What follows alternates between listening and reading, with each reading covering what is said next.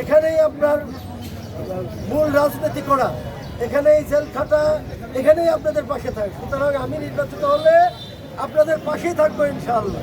প্রথমে যে বিসমিল্লাহ বলে দাঁড়িপাল্লায় ভোট দিয়ে দেবেন ইনশাআল্লাহ। আপনাদের পাশের মানুষ সবসময় রাস্তাতে যাতায়াত করি, পাশেই পাবেন ইনশাআল্লাহ। আজকে আমরা আনুষ্ঠানিকভাবে বগুড়া সদর 6 আসনে প্রচারণা কার্যক্রম শুরু করলাম। আমরা বগুড়াবাসীর কাছে আহ্বান জানাবো যে বগুড়া এই 0 আসনে উপনির্বাচনে বগুড়াবাসী তাদের সঠিক নেতৃত্ব বাছাইয়ে এবার ভুল করবেন না।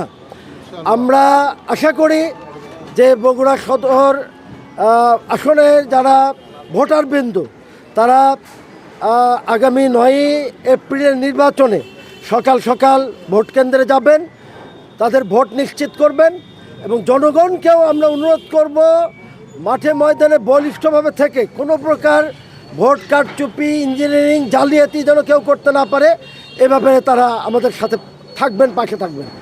আর প্রশাসনের কাছে আবেদন, আমাদের দাবি যে নির্বাচন যাতে কোনোভাবেই প্রভাবিত করে না হয়, একটি দলের এটা যেন বগুড়া যেন আর একটা মাগুরায় পরিণত না হয়, এ ব্যাপারে আমরা জোর দাবি জানাবো।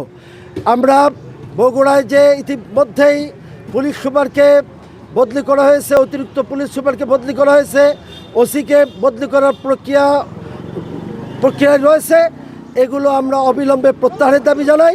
সেই সাথে সাথে বিগত নির্বাচনে যারা প্রিজাইডিং এবং পুলিং অফিসার হিসেবে দায়িত্ব পালন করেছেন তারা প্রশ্নবিদ্ধ, কারণ বিগত নির্বাচন জাতীয়ভাবেই প্রশ্নবিদ্ধ। 2 জন উপদেষ্টা বলেছেন যে এখানে তারা ইঞ্জিনিয়ারিং করেছেন বলে স্বীকৃতি দিয়েছেন। সুতরাং এই প্রিজাইডিং পুলিং অফিসার দিয়ে সুষ্ঠু নির্বাচন হতে পারে না।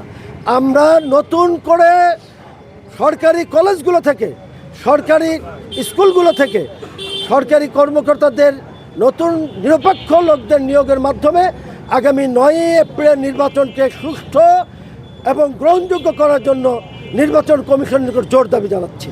সেই সাথে সাথে আগামী 9 এপ্রিল সকলকে সকাল সকাল ভোট দিয়ে দাঁড়িপাল্লা প্রতীককে বিপুল ভোটে বিজয়ী করার আহ্বান জানাচ্ছি। জয়ের ব্যাপারে আমি আবার আগেও বলেছি, এবারে বগুড়ার ভোটাররা সিদ্ধান্ত নিতে ভুল করবে না বলে আমি বিশ্বাস করি।